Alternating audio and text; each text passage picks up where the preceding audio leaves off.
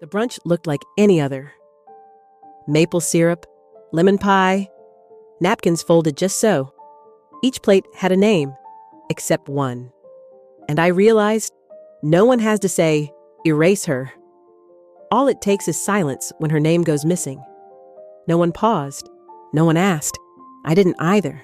I just stood there, looking at the chair, the pie she used to bake, and the card, with nothing on it.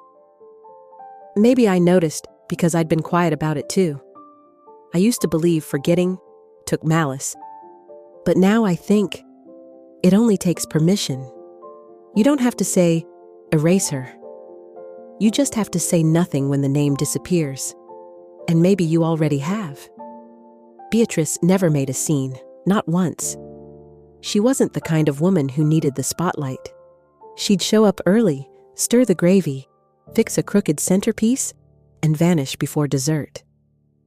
So, when Caroline got engaged, no one thought to ask if Grandma would be part of the plans, because no one wanted to ask. It started over coffee. Caroline mentioned, "The wedding will be small, just immediate family, people who get it." Beatrice smiled and nodded. She always nodded. Later, Ruth whispered, "Maybe it's better this way. She's old school. This might overwhelm her." It wasn't mean. It was meant to be thoughtful. But it was a quiet decision, made without her. Then came the signals. No +1s unless married. Neutral dress code. No need for extended speeches. The kind of details that sound polite, until you're the one they're designed to exclude. Beatrice found out about the rehearsal dinner from a forwarded email. Her name wasn't on the list. "We thought you were looped in," they said. She wasn't. A week later, she overheard Caroline on the phone saying, "Honestly, it's probably for the best. She might not understand this kind of love." That one stayed with her. She had her dress ready, navy blue, pearls, hair set. She'd even written a little note in case she got asked to speak. But that morning, she stood by the phone. She typed in Ruth's number, paused, erased it. No one wants to be where they're only tolerated. So she sat down at the kitchen table and folded the napkin in her lap. When Madeline, 13 at the time, asked if she was coming, she smiled and said, "I think I have a little headache, sweetie, but you go and enjoy." Madeline believed her. She didn't know how to hear sadness inside someone else's quiet. The wedding came and went. Beatrice thanked them for the photos. She said the cake looked beautiful. No one noticed she wasn't in a single shot. From that point on, things settled. Her picture disappeared from the hallway. Her seat at Thanksgiving moved toward the edge. Even her name on the Wi-Fi changed. Used to be Lucille's guest. Now it was just Family Net. I didn't notice at first until she asked me once, "What's the new password?" I told her. She didn't write it down. She stopped being asked to help with the potato salad. No one said anything out loud. They didn't need to. Her absence was gentle, respectful, sanitized. It allowed everyone to feel kind while letting her fade. Even Madeline, years later, thought, maybe Grandma liked staying home. But no one asked if she liked it. No one asked if she chose it. Because asking meant knowing, and knowing meant seeing. And once you see something, you're responsible for it. Silence never feels like violence until you see who disappears inside it. When I was little, Grandma Beatrice lived 2 blocks away. She never let herself in. She always knocked 3 times and waited, even if the door was already open. She brought cherry cobbler in spring, remembered everyone's allergies, and left before anyone had to clear her plate. She fit herself into the edges of our lives like lace. Beautiful, intricate, never necessary. Over time, her visits shortened. She stopped bringing food, said the house already had too much. She stopped joining Sunday dinners. said her knees hurt. We didn't question it. Why would we? She smiled. Always. Said, whatever works best for you. So often, it sounded like punctuation. Once, she offered to bring her lemon pie to Caroline's baby shower. Caroline replied, we already have a caterer, but maybe napkins? Grandma brought napkins. She even folded them into little fans. I remember she dropped one napkin that day. Bent down to pick it up, then paused. Just for a second. I thought she might say something, but instead, she smiled and said, maybe fans are a bit much, then folded the next one tighter. That's when I started noticing. Not her absence, but how her presence was being managed. I remember one Thanksgiving, she asked if she could help in the kitchen. Mom said, you've done enough, Mom. Just rest. So she sat in the corner, hands folded, watching the turkey come out of the oven like a guest in someone else's home. Later, she said, it's lovely to see everyone shine.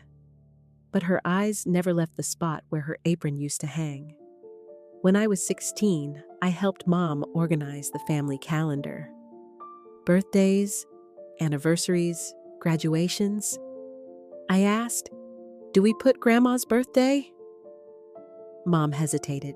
Then, I'm not sure she wants to be part of all that anymore. I nodded. I didn't ask again. That's what stays with me. Not that she drifted, but that I let her. At her apartment, the signs were quiet. A photo frame face down, the one that used to hold our family picture, a drawer full of Christmas cards she never mailed, a recipe book with bookmarks on pages she hadn't cooked in years, and on the fridge, a list, titled, Things I Almost Said. I read every line. It's okay. I don't expect to be asked anymore. Don't worry. I know how to leave before I make things awkward. I'm still here. I just don't know where to stand anymore. That one hit hardest. I always thought Grandma preferred quiet. That silence was her choice. But maybe it wasn't. Maybe it was handed to her by all of us, in soft voices, in polite deferrals, in choosing ease over inclusion. I remember once she lingered by the door after dinner. I think she wanted to stay longer. I said, get home safe, and hugged her. I told myself I was being thoughtful. Now I wonder if I was pushing her out with kindness. There's a kind of loneliness that doesn't announce itself. It slips out early, it holds the door open for others, then stays behind. It lets everyone else go first. It smiles when forgotten. And we convinced ourselves that it was what she wanted. Even after her name slipped from invitations, from stories, from the memorial book. Even after we forgot to ask if she wanted to stay. Even after we made it easy for her to go. I didn't notice the missing name right away. When I first opened the family memorial book, it felt like another simple task. Mom had asked me to update the list. Names, dates, the usual. It was a tradition. No emotion, just order. I flipped page after page. April, June, July. Then came August. I ran my finger down the lines. Uncle Frank, Aunt Marjorie, Little Thomas, the one with the blue balloon. But not her. Lucille, my grandmother. Her name wasn't there. What scared me more than the omission was how normal it felt. I didn't gasp. I didn't panic. I just turned the page like nothing was wrong. 3 whole days passed before I opened the book again. Even then, I hoped I had missed something. That her name had slipped onto the wrong month. It hadn't. I didn't tell anyone. I didn't ask Mom. I didn't text Aunt Ruth. I just noticed things. How we never brought Grandma up unless it was practical.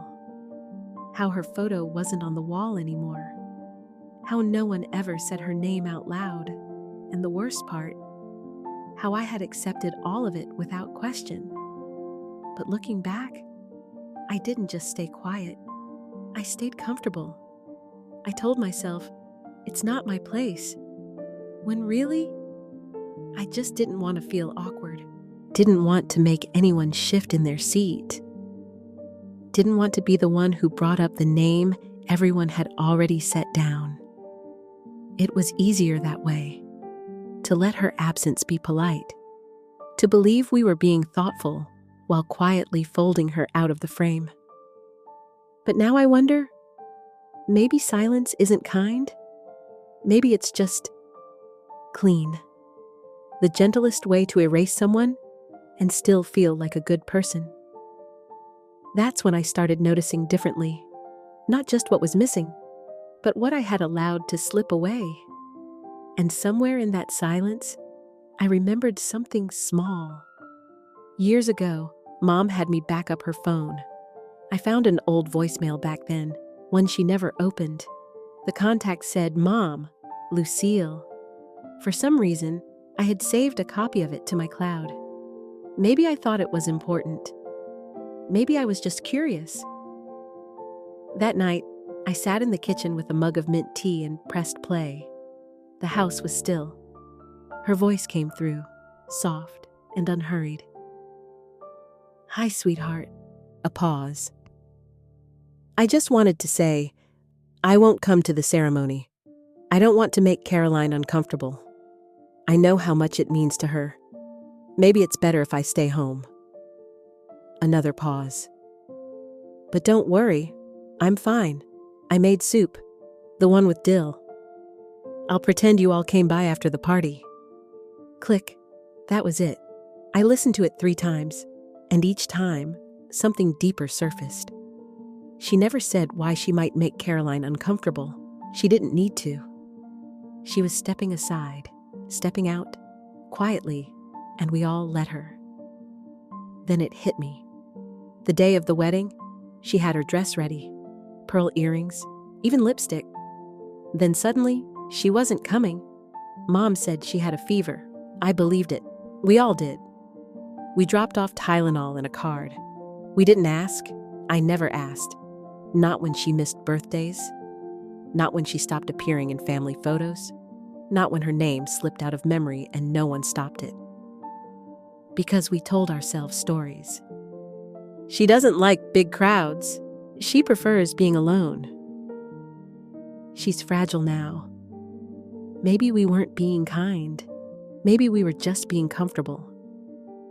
It was easier to accept her absence than to question our presence.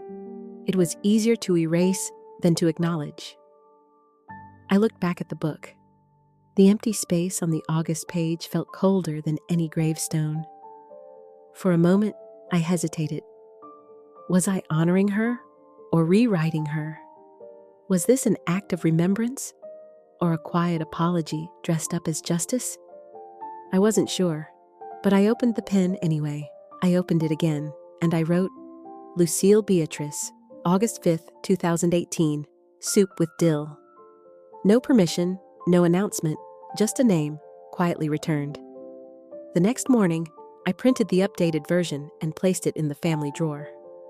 Later that day, I emailed it to the group thread. Just updated calendar for memorials. A few replies came. Thanks. Looks good. Appreciate it. No one said anything about the name until 3 days later. Henry, my cousin, messaged me privately. Honestly, I think I noticed before. I just didn't think it mattered. He paused. I'm glad she's in it now. That was it. Not dramatic, but honest. And it told me I wasn't the only one who had looked away. That weekend, I visited Mom for brunch. There, on the sideboard with the sugar spoons, sat a small photo of Lucille. Unframed, unlabeled, but present. She had found her way back into the room. That night, I listened to the voicemail one last time. I knew every word by heart. Still, something new settled in my chest. Not guilt, not grief, something gentler. Forgiveness. Maybe not from her, but from myself. I wish I had asked sooner. But writing her name down? Maybe that's how I ask her now. And maybe, just maybe, she hears it. I didn't ask for permission. No group chat, no announcement. I opened the memorial book, turned to August, and wrote, Lucille Beatrice, August 5th, 2018.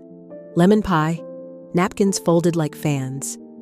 Then I printed the updated calendar and placed a copy in Mom's kitchen drawer. A quiet return. No drum roll, just a name restored. Later that week, I emailed it to the family thread. No caption, just updated memorial calendar. The replies were familiar. Thanks. Looks good. Appreciate it. One cousin wrote, not sure this belongs in the calendar. No one replied to him. I didn't either. But 2 days later, I visited Mom. And there, on the fridge, was the printed version. Lucille's name circled in green ink. I didn't ask who did it. I didn't need to. That Sunday, we had brunch. Everyone was there. Caroline with her baby, Henry joking like always, the table full as ever. And at the far end, near the sugar bowl, was a single place card. It said, Lucille. No plate, no chair, just her name, written in her handwriting. Same looped cursive from the cards she used to send. No one said anything. No one needed to. But I noticed Caroline had made lemon pie. Grandma's recipe. She didn't bring it up, just placed it next to the fruit tray. That said more than any apology ever could. Later, Henry texted. I saw what you did, he wrote. I think I knew something was off all along. I just didn't want to make waves. Then another line. Maybe the wave was what we needed. It stayed with me, not because everything changed, but because someone else saw it, said it, acknowledged what used to go unsaid. That was enough. Grandma had spent years folding herself smaller, quieter, easier, so we wouldn't have to rearrange anything. So we could keep the peace, keep the chairs filled with people who didn't make us reflect. And maybe that's why writing her name down felt so loud. So irreversible. Not angry, just final. One name, one place card, the only one on the table. Not for display, not for performance, for presence. She belonged there. Maybe she always had. We just forgot to leave space for her name. I sat in Grandma's old chair, the one she always tucked by the window, where the light fell soft and gold in the afternoon. I brought tea, mint, no sugar. She never liked things too sweet. I opened my notebook, no music, no plan. Just one word came out, Lucille, then again, smaller, Lucille, then, I'm sorry I waited this long. I didn't cry. I didn't smile. I just sat. For a moment, the house felt full. Not haunted, just honest. But I hated quietly how beautiful it all still looked, as if nothing had ever broken here. Later, I tore out the page and tucked it under the sugar jar. The one she always used for tea. It's not framed, not marked. It disappears when you clean, but it's there. The next morning, Caroline texted. Hey, did you leave something near the sugar jar? I found it. I just sat with it for a while. That was all. No follow-up. But 3 hours later, she sent another message. I think I knew. About the dress. About the pie. I just didn't know how to say anything without making it worse. Then one more line. I'm sorry I didn't ask her. I should have. It wasn't dramatic, but it cracked something open. But I knew she understood. Maybe not everything, but enough. I walked into the kitchen again that afternoon. The sun hit the floor in a diagonal stripe. It landed right where Grandma used to stand while steeping tea. I stepped into it, not on purpose. Just, that's where my feet ended up. It felt warm, not nostalgic, not poetic, just warm. I stood there. Let the light hit the side of my face. Let the quiet say what words never could. Grandma once wrote in a birthday card, "I love you, even if I don't always know how to say it out loud." I kept that card, not in a drawer. It's been inside a cookbook for years, her lemon pie recipe. She probably forgot she wrote it. But I didn't, and now Caroline knows too. Healing isn't always loud. It doesn't always announce itself. Sometimes it folds a paper, places it under sugar, says nothing, and lets someone else find it. If that paper ever gets thrown away, if no one notices it again, that's okay. It was there when it needed to be. She was there. Maybe still is. We just didn't leave enough space for her name. But now, someone did. Not with flowers, not with speeches, just with space. Maybe you've known someone like her, someone whose name faded long before their voice did. Maybe you helped erase it, or maybe you just let the silence do it for you. If so, this isn't a punishment, it's a question. Will you write it down, even if no one else sees? Even if it's too late? Because some names don't wait forever, and some silences don't deserve to last.